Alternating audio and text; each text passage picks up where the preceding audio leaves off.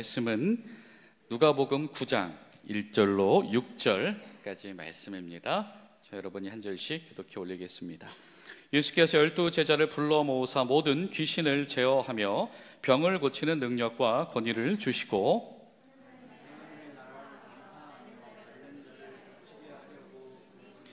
이르시되 여행을 위하여 아무것도 가지지 말라. 지팡이나 배낭이나 양식이나 돈이나 두 벌 옷을 가지지 말며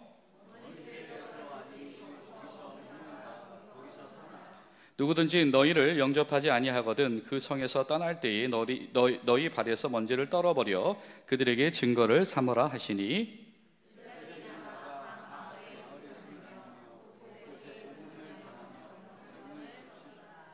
아멘. 여러분, 성탄절은 어떤 의미일까? 어떤 분이 그런 말씀을 하시더라고요. 성탄절은 어떤 날이었냐면 하나님께서 그렇게 아름답게 만들어 놓으신 세상에 저렇게 깨지고 썩어지고 왜곡되고 상한 모습을 보면서 그대로 내버려 둘 수 없어서 야, 더 이상은 안 되겠다, 내가 내려가야지 라고 주님께서 애틋하게 바라보시던 그날 밤이 바로 성탄의 전야이고 주님께서 내려오신 날이 그날이다 라고 하는 거죠. 여러분, 바로 이 강림절의 절기는 이 세상을 내버려 둘 수 없으셔서 내려오셨던, 성육신하셨던 그 예수님을 재조명하는 신앙의 풍성한 은혜가 있는 절기입니다. 그리고 동시에 말씀하신 대로 우리에게 다시 오실 예수님을 고대하는 이 선교적인 교회로서 본분을 다짐하는 바로 그런 현장이기도 한 것이죠. 여러분, 이 4주간의 이 절기를 통해서 우리 예배당에 촛불이 하나하나 켜질 때마다 여러분 가운데 그렇게 예수님을 재조명하며 고대하는 믿음이 더 커지게 되시기를 간절히 소망합니다. 어떤 분들에게는 예수님이 희망일 것이고, 또 어떤 분들에게는 평화일 것이고, 또 어떤 분들에게는 기쁨일 것이고, 또 어떤 분들에게는 사랑이겠죠. 좌우당간 어찌 되었든지 간에 이 4주간의 이 12월달 이 한 달간의 절기는 뭐냐면 우리가 정말 최선을 다해서 이 예수님한테 한번 예수님께 집중해 보는 겁니다. 나에게 오신 예수님, 세상에 오신 예수님, 혹은 내가 만나온 예수님, 내가 경험한 예수님, 혹은 내가 믿고 생각하는 예수님이 누구신지, 어떤 측면에 대해서가 되었든지 우리가 더 최선을 다해서 집중해 보는 절기가 돼야 된다. 그래서 여러분, 주님께 더 집중된 사랑, 관심, 충성, 기쁨을 올려드리는 은혜가 성령 가운데에서 여러분에게 있게 되어지시기를 간절히 소망합니다. 그러니까 결국에는 이 강림절의 주제도 복음일 수밖에 없는 겁니다. 저와 여러분의 공로가 아니라 주님께서 이미 우리에게 이루신 일, 주님이 오신 것, 주님이 하신 것, 해내신 것, 그리고 우리에게 당부하신 것, 우리가 그것에 더 몰입할 수밖에 없게 되어질 것이다 라고 하는 거죠. 여러분, 우리가 이 예수님의 사역을 우리가 아주 굉장히 와닿게 몇 마디로 규정한다면 중요한 특징들이 한두 가지가 있습니다. 첫 번째는 뭐냐면 주님은 이 성육신적인 사역을 하신 분이시다라고 하는 거죠. 뭡니까? 저 하늘에서 빛으로만, 뭔가 음성으로만, 광채로만 그렇게 뭔가 초자연적으로 초장거리에서 그렇게 관여하신 분이 아니시라 어떻게 하셨습니까? 들어오셨죠. 내려오셨죠. 인간살이에 정말 그 모습 그대로로 들어오신 분이 바로 예수님이시다라고 하는 겁니다. 그리고 그 인간살이와 함께 호흡하면서, 그리고 그 인간살이의 필요 속에서 하나님 나라의 복음을 선언하신 것이 바로 예수님이시다. 여러분, 교회의 믿음과 교회의 사역은 바로 그 예수님을 닮아가야 될 줄로 믿습니다. 그리고 또 예수님 사역의 특징이 한 가지가 있다라고 한다면 그것은 바로 총체적인 사역을 하신 분이시다. 우리가 재조명하는 예수님, 우리가 정말 받기를 원하며 우리에게 다시 오기를 원하시는 예수님은 어떤 분이셨냐면 그분은 총체적인 사역을 하신 분이시다. 누군가에게는 영적인 문제를 해결하셨고요, 누군가에게는 육체적인 문제를 해결하셨고요, 누군가에게는 사회적인 문제를 해결하셨다. 여러분, 하나님 나라에 있어서는 영적인 문제나 육적인 문제나 이 사회적인 문제가 별개가 될 수 없다라고 하는 것입니다. 여러분, 주님은 우리의 영도 만지시며 우리의 육도 만지시며 우리의 살아가는 우리 삶의 모든 것, 공동체, 사회도 만지시고 그것을 더 아름답게 완전히 바꾸기를 원하시는 주님이신 것을 기억하는 저 여러분들이 될 수 있기를 간절히 소망합니다.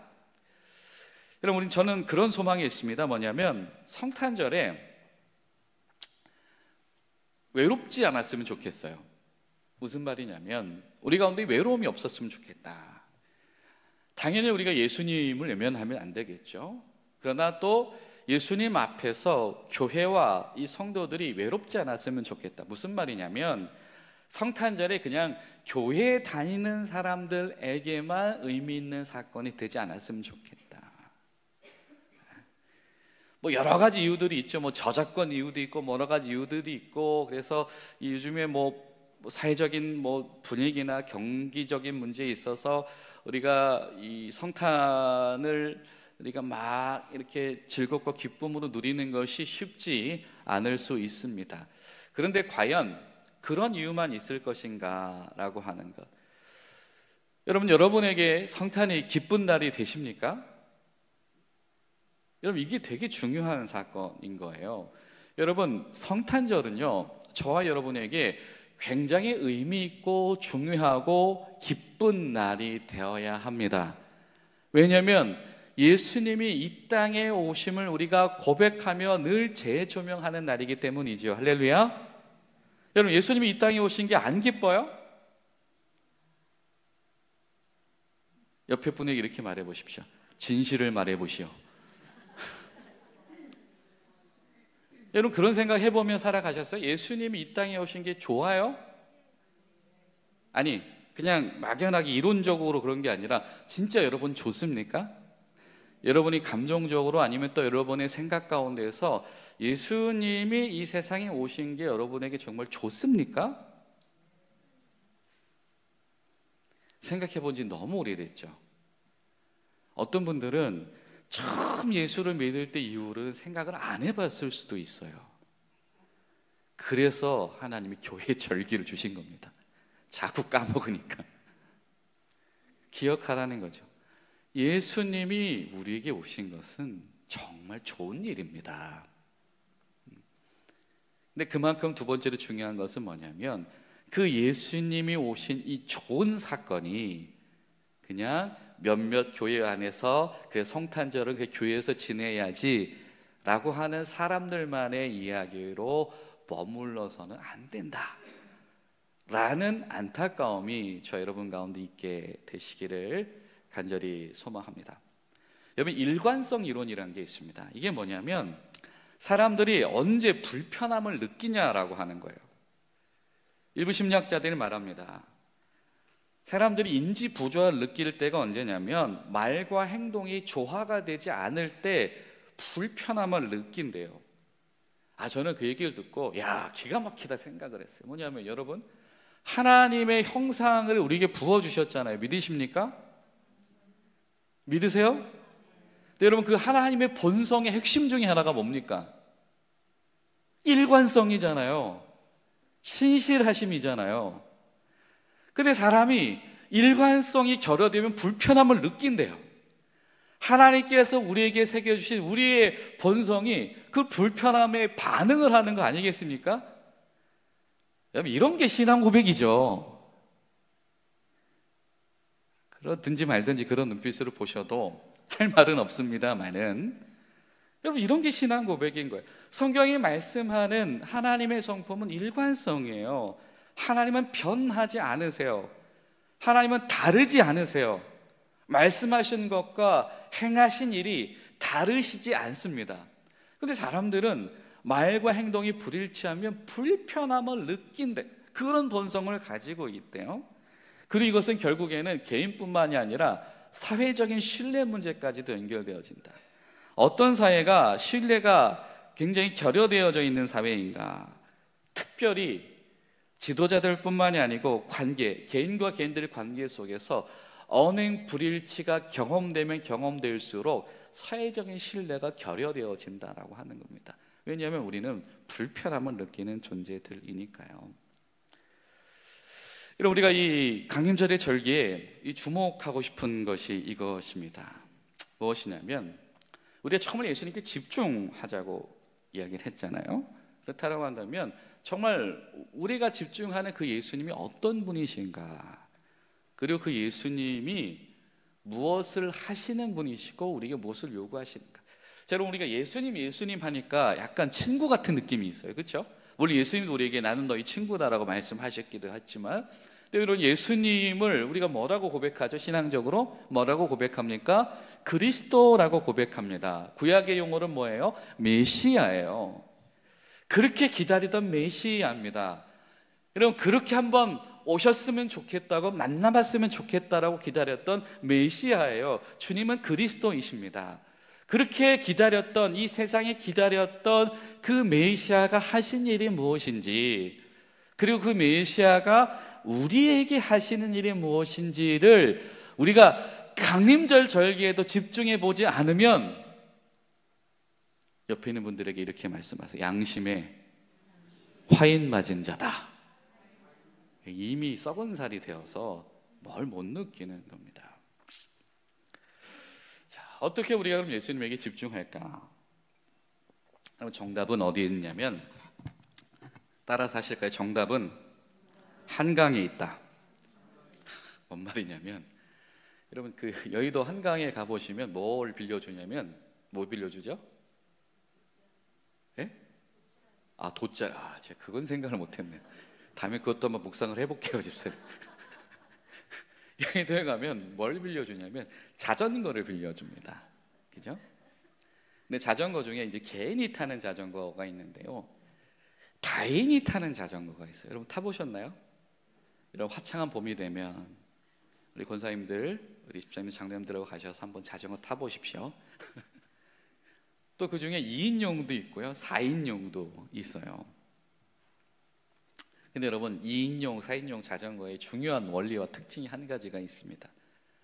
뭐냐면, 일단 출발하면 어찌됐든지 한 방향으로 갈 수밖에 없어요. 다만 힘을 보태느냐 안 보태느냐에 따라서 목적지에 잘 제때 도착하느냐 못 도착하느냐의 차이가 있습니다. 뒤에 앉은 사람이 혹여는 이 방향을 돌릴 수는 없습니다만은, 그래도 같은 방향이 아니라 다른 방향으로 하려고 뭘 이렇게 하다 보면 무게중심이 흐트러지면 좌초가 되게 되어져 있어요. 혹은 제동을 걸면 안 나갈 수가 있어요. 그런데 이 앞사람이 열심히 운전하는 대로 뒷사람이 도와주기만 하면 아주 잘 갈 수 있습니다. 여러분, 저는 이것이 예수님과 우리와의 관계라고 생각합니다. 예수님이 같이 태워주셨어요. 이미 출발을 했죠. 여러분, 그리스도인이잖아요. 아닙니까? 아니면 굳이 여러분 뭐하러 와 계십니까? 시간 아깝게 가세요, 집에. 여러분, 우리가 그리스도인이니까 모여 있잖아요. 우린 이미 예수님과 같이 출발을 했습니다. 예수님이 열심히 지금 가고 계신 거예요. 우리를 태우시고 열심히 팔을 굴르고 계세요. 어떤 사람은 열심히 구르다 멈추기도 하고, 어떤 사람은 더 자주 굴러보기도 하고, 어떤 사람은 한 번도 안 구른 사람도 있겠죠. 그러나 중요한 것은 주님께서 우리를 끌고 가고 계시다. 그렇다고 하면 우리가 우리 앞에 앉으셔서 열심히 페들링 하시는 그 예수님의 등을 바라보며 같이 열심히 팔 구를 수 있다면, 우리가 그 리듬에 참여할 수 있다면, 여러분, 우린 더 수월하게 주님 의도하시는 목적지까지 갈 수 있게 될 줄로 믿습니다. 여러분, 이 강림절은 바로 그거예요. 우리가 그 예수님에게 집중하면서 예수님이 지금 뭘 보고 가시지, 무엇을 위해서 발을 구르고 계시지, 그것을 보고 우리도 같이 열심히 발을 구르는 겁니다. 우리가 그런 것이 강림절에 우리에게 줄 수 있는 풍성한 은혜다라고 하는 거예요. 자, 그렇다고 한다면 오늘 본문을 통해서 우리가 예수님이 제자들에게 또 우리에게 보여주시고 요구하시는 것이 무엇인가를 한 가지 보면, 좀 전에 우리가 이 일관성의 이론, 언행불일치에 대한 이야기도 했었습니다만은, 자, 예수님의 사역의 특징이 아까 뭐라고 그랬죠? 첫 번째, 성육신적인 사역이고, 둘째는 뭐라고 그랬어요? 총체적인 사역이라고 그랬습니다. 이 총체적인 사역을 다른 말로 표현하면 뭐냐면, 예수님의 사역은 말과 행동, 복음 선포와 실천이 동반된 사역이었다라고 하는 겁니다.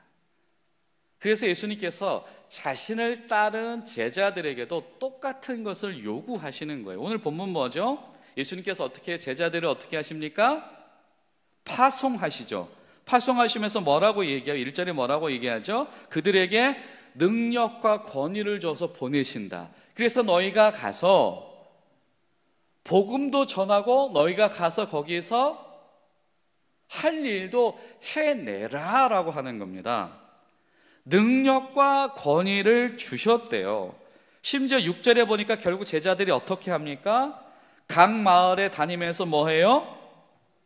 두 가지를 했죠. 뭘 했습니까? 복음도 전했고 뭐도 했어요? 병도 고쳤어요.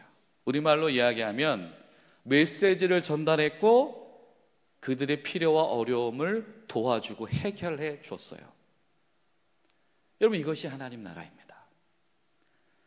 예수님은 어떤 분이시냐면, 우리 앞에서 페달질한 예수님은 어떤 분이시냐면, 주님은 알려주시는 분이신 거예요.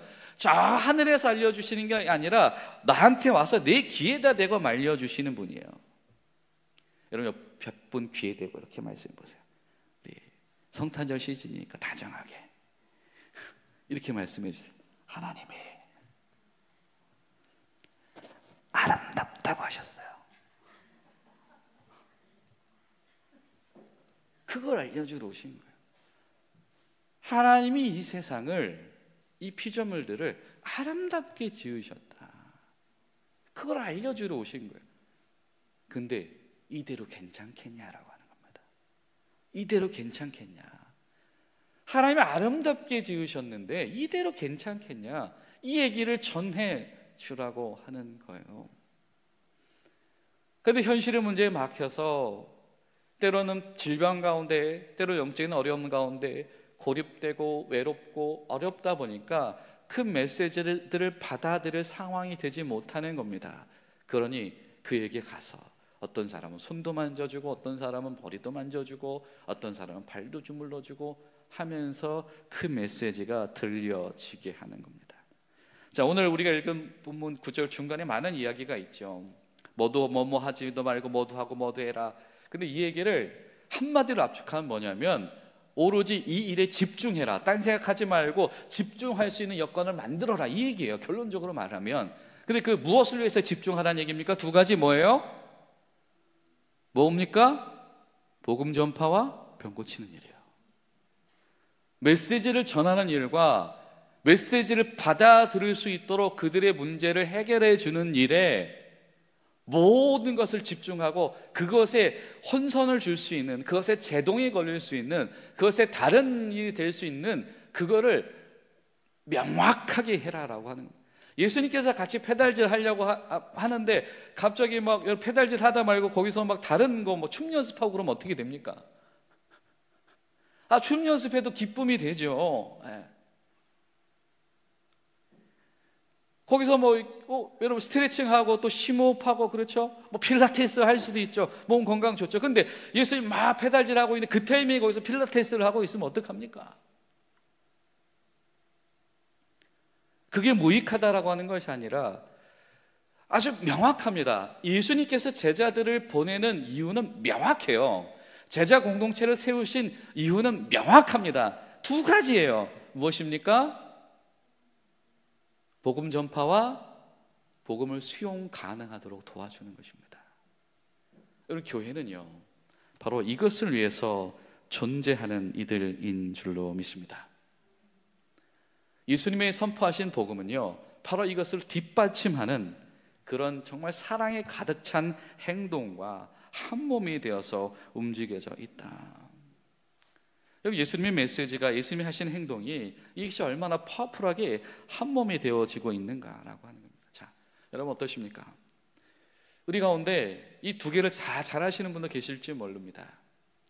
그러나 어떤 분들 중에서 이 그 중에 하나를 잘하시는 분이 계실 수도 있죠. 어떤 분들에게는 이 메시지를 전달하는 것이 강력하신 분이 있을 수도 있고요. 어떤 분들에게 이 필요를 돌보시는 일을 아주 정말 섬세하게 잘하시는 분이 있을 수도 있어요. 근데 여러분, 둘 다를 안 하고 있다라고 한다면 지금 예수님 뒷자리에 앉아가지고 지금 가만히 있는 겁니다. 가만히 있는 거예요. 그러니까 속도가 안 나는 겁니다. 내가 신앙생활을 이렇게 많이 했는데 왜 내 신앙생활에 역동이 없고, 저 사람은 신앙생활을 저렇게 재밌게 하는데, 저렇게 좋대는데, 기쁘는데 내 신앙생활은 맨날 무미건조해. 이런 갈증이 여러분 우리 가운데 있잖아요. 그럼 우리가 둘 중에 하나를 안 하고 있는 거든지 둘 다 안 하고 있는 겁니다. 복음의 메시지를 전달하든지 복음의 메시지가 수용 가능하도록 돕든지 우리가 그 일을 하고 있어야 한다라고 하는 것이죠. 여러분, 그런데요 중요한 것은 이 두 개가 하나도 포기할 수 없다라고 하는 겁니다. 왜요? 가서 들려주지 않으면 못 들었는 거예요. 그렇잖아요. 예? 말을 해야 듣죠. 교회가 진리를 선포해야 듣지요. 여러분, 교회 가운데 진리가 없어지면, 교회가 진리를 선포할 수 있는 능력과 기능과 믿음을 상실하면 이건 정말 심각한 문제 아니겠습니까? 여러분, 바라기는 우리 공군쪽의 성도님들은 주의 말씀의 진리와 복음 가운데서 아주 가득 차고 충만하게 되시기를 간절히 소망합니다. 우리가 말씀을 전수할 수 있고 전달할 수 있고, 주님께서 우리를 위해서 이미 하신 일, 그리고 우리를 통해서 하실 일을 정말 복음으로, 기쁜 소식으로 선언하는 역사가 여러분 가운데 있게 되시기를 축원합니다. 그럼 못지않게 정말로 예수님께서 하신 것처럼 우리의 정말 그 생활 방식을 통해서, 우리가 살아가는 방법을 통해서, 또 우리의 역할을 통해서 그 복음이 수용 가능하도록 하게 하는 손길들이 여러분 우리 교회 가운데 부족하면 안 되겠다. 교회가 밖으로 나가지 못하고 그냥 안에서만 막 이렇게 소용돌이 치는 그냥 단순한 스피커가 돼서는 안 되겠다. 예수님께서 분명히 능력과 권위를 주셔서 가라 해서 갔더니 복음도 전할 수 있고 또 그 사람들을 도울 수도 있었는데, 교회가 정말 그런 능력을 해야 되겠다. 여러분, 그러니까 여러분 우리가 주님께서 우리 교회로 부르신 거 아니겠습니까? 우리 중에 누구를 주님께서 입술로 부르셨겠죠. 그렇죠? 누구는 전하는 겁니다. 그러면 우리 중에 누구는 주님께서 사랑의 손길로 부르신 겁니다. 그럼 누구는 도와주는 겁니다. 누구는 발걸음이 돼주는 겁니다. 그러나 중요한 것은 여기서 빠져서는 안 된다. 그 궁극적으로는 우리 모두가 주님 안에서 전하는 일과 돕는 일에 겸비한 제자가 되어야 된다. 할렐루야. 여러분, 그런 소망이 저 여러분 가운데 식어지지 않기를 소망합니다. 여러분, 저는 이 복음이라고 하는 단어가 참 좋습니다. 왜냐하면 물론 여러분 아시는 것처럼 이 복음이라고 하는 단어는 황제들이 쓰던 단어였죠. 그렇죠?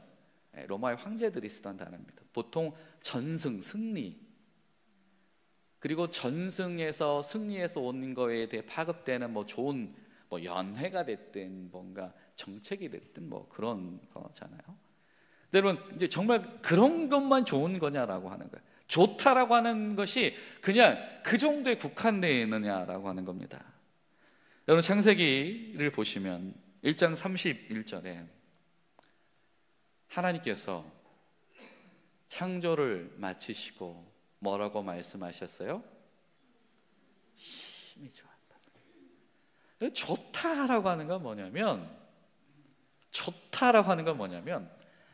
하나님의 섭리, 하나님의 창조의 그 완성의 순간에 적합한 단어인 거예요. 너무 완벽해, 너무 좋은 거, 아름다운 거, 질서가 딱 맞는 거, 균형이 딱 맞는 거, 이걸 보고 좋다라고 성경이 하셨단 말이에요.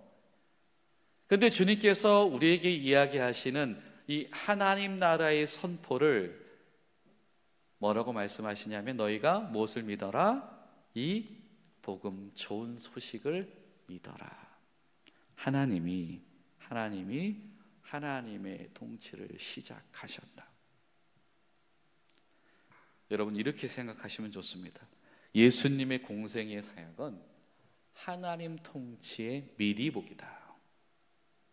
여러분, 요즘에 여러분 이 인터넷으로 이렇게 영상 같은 거 보시면 뭐 썸네일이라고 하기도 하고요. 보통 인기 많은 영상들은, 화제가 되는 영상들에는 뭐가 붙어요? 네, 앞에 요약본이 싹 붙어요. 한 3초, 5초, 10초 미리 보기가 있어요. 보고 싶게 만들어. 안 볼 수가 없어. 결론이 너무 궁금해. 답만 안 알려줘. 그래서 그 한 10초짜리 미리 보기 봤다가 30분짜리 다 보는 거예요. 언제 나오나 이러면서. 근데 여러분, 우리 신앙생활 가운데는 그런 기대가 있어야 되는 겁니다. 예수님께서 말씀하셨어요. 회개해라, 노선 변경해라, 하나님 나라가 가까이 왔다. 너희들은 이 복음을 믿어라. 어떤 복음이에요? 하나님 나라가 시작이 되었다라고 하는 이 좋은 소식, 이 완벽한 소식을 믿어라라고 하는 거예요. 여러분, 주님께서는 이미 우리를 태우고 출발하신 줄로 믿습니다. 여러분, 이것은 좋은 소식이에요. 이것은 완벽한 소식이에요. 이것은 가장 아름다운 소식이며 가장 균형 잡히고 가장 질서 있는 이야기입니다. 주님께서 우리를 이미 하나님 나라에 태우셨어요. 주님께서 주인 되셨어요. 그 안에서 어떤 일이 일어나는 겁니까? 예수님께서 뭐 하시죠? 그들에게 가셔서 하나님 나라의 진리를 깨우쳐 주세요. 그들에게 가셔서 그들의 아픈 부분을 만져주세요. 그들에게 가셔서 어떻게 해요? 야, 너희가 다시는 죄를 짓지 말아라. 가서 제사장들에게 몸을 보이고 가서 예배해라. 아니면 어떻게 너희 마을로 가라. 돌아가라. 뭐 하십니까? 그냥 단순히 이 문제 해결 받은 것뿐만이 아니라 그 사람이 가는 그 모든 발자취를 통해서 하나님 나라가 증명되고 증언되게 하시더라라고 하는 거죠. 여러분, 교회는 이런 예수님을 닮아서 반드시 미리 보기가 되어야 될 줄로 믿습니다. 여러분, 교회를 통해서 미리 보기가 경험되어져야 되는 거예요. 궁극적으로 하나님께서 이 세상을 사랑하셔서 이 세상을 주님께서는 치료하신다고 말씀하십니다. 성경을 한번 볼까요? 골로새서 준비됐나요? 1장 19절에서 20절인데요. 시작. 아버지께서는 모든 충만으로 예수 안에서 거하게 하시고 그 십자가의 피로 화평을 이루사 만물 곧 땅에 있는 것들이나 하늘에 있는 것들이 그로 말미암아 자기와 화목하게 되기를 기뻐하시느니라. 하나님은 무엇을 기뻐하신대요? 무엇을 기뻐하신대요? 만물이 하나님이 아까 창세기에서 말씀했던 너무 좋아, 너무 아름다워, 너무 완벽해, 너무 기뻐하셨던 그 모습이 회복되는 것을 하나님은 가장 기뻐하신대요. 예수님이 오셔서 보여주신 예수님의 총체적이며 성육신적인 사역은 바로 그것을 미리 보여주신 겁니다. 얘들아, 하나님 나라는 이런 거야. 하나님 나라, 하나님이 통치하시는 이런 거, 하나님께서 궁극적으로 원하시는 것은 네 영혼도 하나님 앞에서 건강하며 네 몸도 하나님 앞에서 안전한, 그것이 하나님께서 정말로 원하시는 것이며, 그래서 너로 인해서 너의 가정이 하나님 안에서 샬롬을 경험하는 그 완벽한 상태, 이것이 하나님께서 원하시는 거야. 여러분, 예수님께서 그것을 위해서 제자들에게 권위와 능력을 주셔서 보내신 것이고, 제자들이 그것을 가슴에 품고 가서 복음을 전하고 병을 고치면서 그 하나님의 통치를 선언하신 것이고, 여러분 기뻐하십시오. 하나님이 이러한 통치 우리 가운데 시작하셨습니다. 여러분, 우리가 같은 미리 보기가 되기를 축원합니다. 교회를 통해서, 여러분이 전달하는 그 복음의 메시지를 통해서, 여러분의 손길로 반영되어지는 그 복음 수용이 가능한 그 만져진 상태를 통해서, 이게 하나님의 만져주심이구나, 이게 하나님의 개입하심이고 이것이 하나님의 일하심이구나 라고 하는 것이 여러분 증언되어지는 그런 믿음의 꿈을 꺼트리지 않는 귀한 강림절 절기 되시기를 예수님의 이름으로 축복합니다. 기도하시겠습니다. 좋으신 하나님, 저희들이 우리 가운데 빛으로 오신, 소망으로 오신, 은혜로 오신 예수님을 저희들이 간구합니다. 아버지여, 성령님, 저희 가운데 임하셔서 저희도 도와주시옵소서. 예수님의 이름으로 기도하옵나이다.